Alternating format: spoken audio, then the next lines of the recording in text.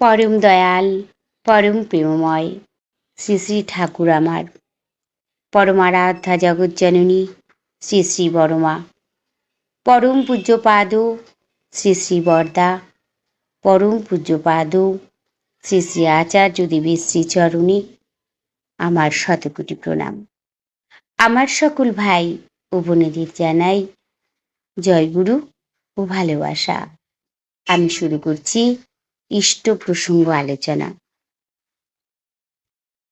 পরম পূজ্যপাদ শ্রী শ্রী দাদার কাছে এক দম্পতি তার ছেলেকে নিয়ে এসেছেন। তিনি বলছেন তার ছেলে ভীষণ মেধাবী ছিল, পড়াশোনায় সে খুব ভালো ছিল, কিন্তু এখন ছেলেটির মোবাইলের প্রতি ভীষণভাবে আসক্ত। শুধু ঘুমানোর সময়টুকু ছাড়া সে মোবাইল হাতছাড়া করে না। এমনকি আমাদের সাথে দরকারের বেশি কথাও বলে না। যেন মনে হয় কথা বলার মতো তার ইচ্ছাও থাকে না, সময়ও থাকে না। এভাবে তার পড়াশোনা একেবারে নষ্ট হয়ে গেছে।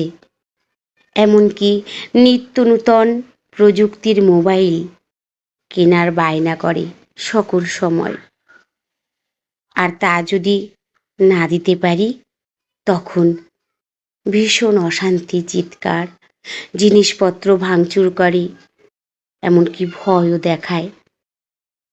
এখন ছেলেটি আমার একদম হাসতে ভুলে গেছে, নিস্তেজ হয়ে পড়ছে।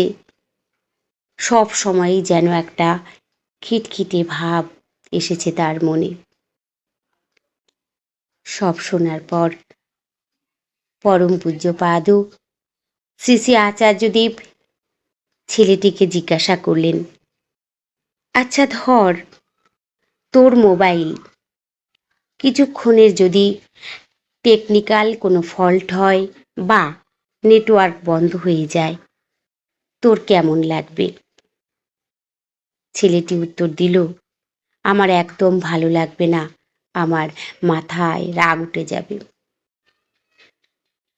তখন তিনি বললেন, তাহলেই ভাব, প্রিয় কিছুর থেকে বিচ্ছিন্ন হয়ে পড়লে কতটা কষ্ট হয়। তুই এইভাবে মোবাইলের প্রতি আসক্ত হয়ে তোর মা বাবার সাথে তুই দুর্ব্যবহার করছিস, তাদের সাথে যোগাযোগ রাখছিস না। তুই কি একবারও ভেবে দেখেছিস তোকে হারিয়ে থাকতে তাদের ভালো লাগবে? মায়ার মোহে পড়ে তারা তোর অন্যায় আবদার মুখ বুজে সহ্য করছেন। পরবর্তীকালে যখন তুই বাস্তব জগতে পা রাখবি, তখন তোর এই অত্যাচার কে সহ্য করবে বলতে পারিস? ছেলেটির অবাক হয়ে থাকা মুখটা যেন আস্তে আস্তে নিচে নেমে গেল। দাদা বললেন, ইন্টারনেটে সারাদিন মোবাইলে হাবিজাবি জিনিস খুঁজে বেড়াস, 24 ঘন্টা মোবাইলের সংস্পর্শে থাকলে হার্টে এবং ব্রেনে ক্ষতি হয়, তা কি জানিস? দাদা এ কথা বলার পর ছেলেটি মাথা নত করে বসে আছে। তিনি কি সুন্দরভাবে বিজ্ঞান ভিত্তিক যুক্তি দিয়ে তাকে বুঝিয়ে দিলেন, কত সুন্দরভাবে। ছেলেটির মোবাইলের প্রতি আসক্তি কমে গেল। তাই জীবন মানেই সমস্যা, জীবন মানেই সংগ্রাম। এই সংগ্রামে জয় আসে সৈন্যের বলে নয়, রাজার রণকৌশলের গুণে। যখনই আমরা হতাশ হয়ে পড়ি, আমরা গতি হারিয়ে ফেলি, শুধু তাকে জানানোটুকু দেরি। ব্যাস, তারপর এক নিমেষেই প্রাণ সঞ্চার করে দেন তিনি আমাদের মনে। পরম প্রেমময় শ্রী শ্রী ঠাকুর বলেছেন, আচরণ সিদ্ধ আচার্যকে ধরতে হয়, শ্রদ্ধার সঙ্গে তার সঙ্গ ও সেবা করতে হয়। তার প্রত্যেকটি চলা, বলা, করা ও অভিব্যক্তির ভিতর ধর্ম হাত পা মেলে হেঁটে বেড়ায়। ধর্মের এই চলমান জীবন্ত রূপ না দেখলে অন্তরে ধর্ম সঞ্চারিত হবে কি করে?